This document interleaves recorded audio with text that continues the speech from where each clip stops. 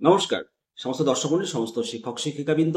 আপনারা নিশ্চয় এতক্ষণ জেনে গেছেন যে সুপ্রিম কোর্ট রায় দিয়েছে ৮ বছর চাকরি করলে ছাঁটাই নয়। নিঃসন্দেহে এই রায় ঐতিহাসিক রায়। এই রায়ের ফলে পশ্চিমবঙ্গের শিক্ষকদের ক্ষেত্রে একটা নতুন আশা সঞ্চার হচ্ছে।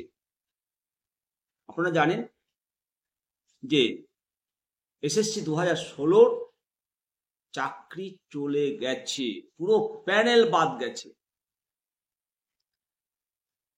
এই যে সমস্ত শিক্ষকদের চাকরি চলে গেছে, এই রায়ের ফলে একটা নতুন আশার সঞ্চার হলো। ৮ বছর নিরবিচ্ছিন্ন চাকরি করার পর কোনো কর্মীকে ছাঁটাই করা আনজাস্টিফাইড। এই রায় দিয়েছে সম্প্রতি উত্তরপ্রদেশের একটা মামলায়। যুগান্তকারী রায় দিয়েছে ভারতবর্ষের সর্বোচ্চ আদালত। গত 17 অক্টোবর 2025 তারিখ মহামান্য সুপ্রিম কোর্টের মাননীয় প্রধান বিচারপতি বি.আর. গভাই এবং মাননীয় বিচারপতি কে বিনোদ চন্দ্রের এই বেঞ্চ ঐতিহাসিক নির্দেশ দিয়েছেন উত্তরপ্রদেশ জেলার বিচার বিভাগে 4 জন চতুর্থ শ্রেণীর কর্মীর মামলায় এই রায় দিয়েছে। সারা দেশে কর্মচারী মহল, বিশেষ করে পশ্চিমবঙ্গের রাজ্যে নিয়োগ সংক্রান্ত জটিলতা চলছে। পুরো প্যানেল চাকরি চলে গেছে। সেখানে এই রায় একটা নতুন করে আশার সঞ্চার করেছে। মামলার পটভূমি কি? এই মামলা 2000 সালে শুরু হয়েছে। নিঃসন্দেহে দীর্ঘদিন ধরে এই মামলা ঝুলেছিল। 2000 সালের 18 অক্টোবর উত্তরপ্রদেশের আম্বেদকর নগর জেলা জজশিপে 12টি চতুর্থ শ্রেণীর পদের জন্য নোটিফিকেশন জারি করা হয়।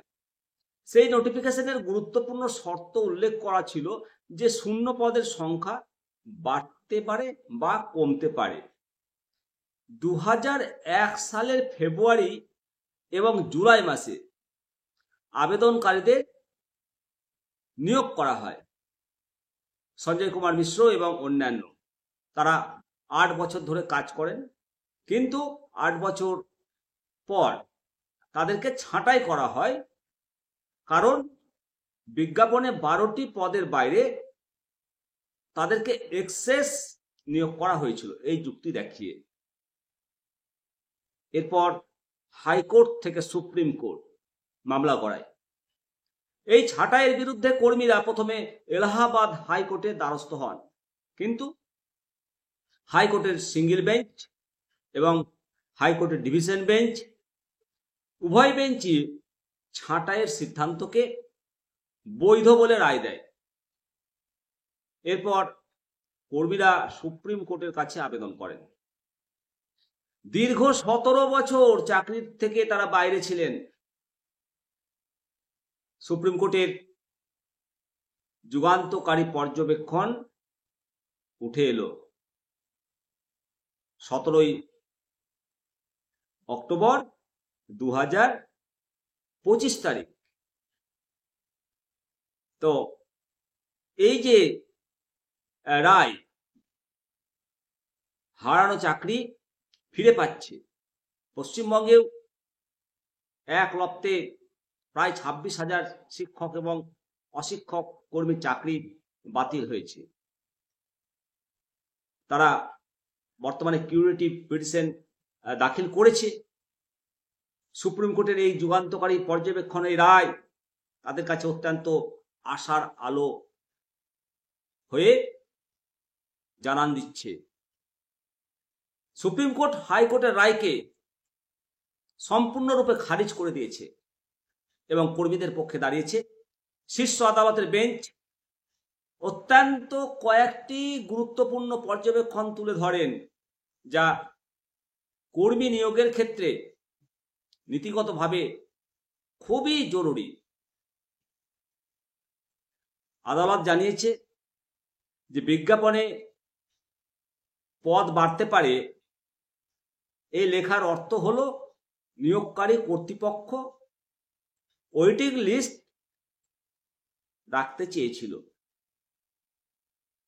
এটা নিয়ম অনুসারে বৈধ। শূন্য পদ সত্যিই ছিল। আদালতের তথ্য তারা যেটা দিয়েছিল সেটা খতিয়ে দেখে 2000 সালের পর পরবর্তী যে বিজ্ঞাপনটি 2008 সালে 29টি পদের জন্য, এর থেকে প্রমাণ হয় যে এই মধ্যবর্তী সময়ে 29টি পদ তৈরি হয়েছিল, শূন্য পদ তৈরি হয়েছিল। এবং এই নিয়োগ অতিরিক্ত নয়, আবেদনকারীকে সেই নতুন তৈরি হওয়া শূন্য পদে নিয়োগ করা হয়েছিল। এই নিয়োগ কোনোভাবেই বেআইনি বলা যায় না। 8 বছর ধরে পরিষেবা দিয়েছে। কোর্ট স্পষ্টভাবে জানিয়েছে যে 8 বছর ধরে নিরবিচ্ছিন্ন পরিষেবা দেওয়ার পর ছাঁটাই করার সিদ্ধান্ত সম্পূর্ণ অযৌক্তিক, তার সমর্থনযোগ্য নয়। আর এখানেই একটা প্রশ্ন উঠছে মনে, যে ইনসার্ভিস শিক্ষকগণ টেট আইন লাগু হওয়ার পূর্বে চাকরি করছে, তাদের উপর জোর করে শর্ত চাপিয়ে দেওয়া হচ্ছে যে বাধ্যতামূলক অবসর। এটা নিয়ে একটা প্রশ্ন যাচ্ছে। এই রায় শিক্ষা এবং শিক্ষকের স্বার্থে কতটা যৌক্তিকপূর্ণ, এবং এরা তো নিরবিচ্ছিন্নভাবে পরিষেবা দিয়ে আসছে, কেন তাহলে তাদেরকে বাধ্যতামূলক অবসরে পাঠানো হবে?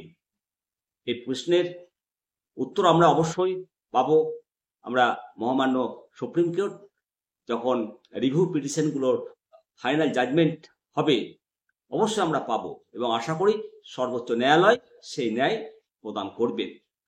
তো যেটা মূল, 8 বছর চাকরি করলে চাকরি বাতিল করা যাবে না। আদালত যেটা নির্দেশ দিয়েছে, যে সুপ্রিম কোর্ট নির্দেশ দিয়েছে অবিলম্বে আবেদনকারীদের চাকরিতে পুনর্বহালের নির্দেশ দিয়েছে। আদালত জানিয়েছে আবেদনকারীদের মধ্যে ইতিমধ্যেই 2 জন তারা 60 বছর পার করে ফেলেছেন। যারা এখনো অবসর নেয়নি তাদেরকে শূন্য পদে পুনর্বহাল করতে হবে। তবে বর্তমানে কোনো শূন্য পদ যদি না থাকে, সুপার নিউমেরারি পোস্ট তৈরি করে তাদেরকে আবার সেই পদে যোগদান করাতে হবে, এবং এই পদ তাদের অবসরের পর বা ভবিষ্যতের শূন্য পদের সঙ্গে সামঞ্জস্য করা হবে। যে কর্মীরা 17 বছর চাকরির বাইরে ছিলেন, সেই সময়ের জন্য কোনো বকেয়া বেতন বা সিনিয়রিটি তারা পাবেন না। তাদের পূর্বের 8 বছরের চাকরি এবং বর্তমান পরিষেবার ন্যূনতম পেনশন পাওয়ার জন্য তারা গণ্য হবে। অবশ্যই এই মামলাটা উত্তরপ্রদেশের, তবে এর প্রভাব যুগান্তকারী প্রভাব।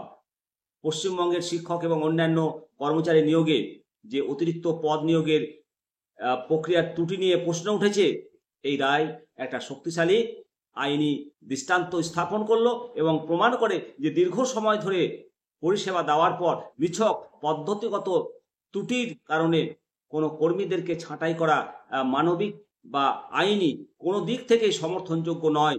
এই রায় দীর্ঘ সময় ধরে কর্মরত কর্মীদের আইনি লড়াইয়ে একটা শক্তি যোগাবে। আইনি লড়াইয়ে অবশ্যই শক্তি যোগাবে।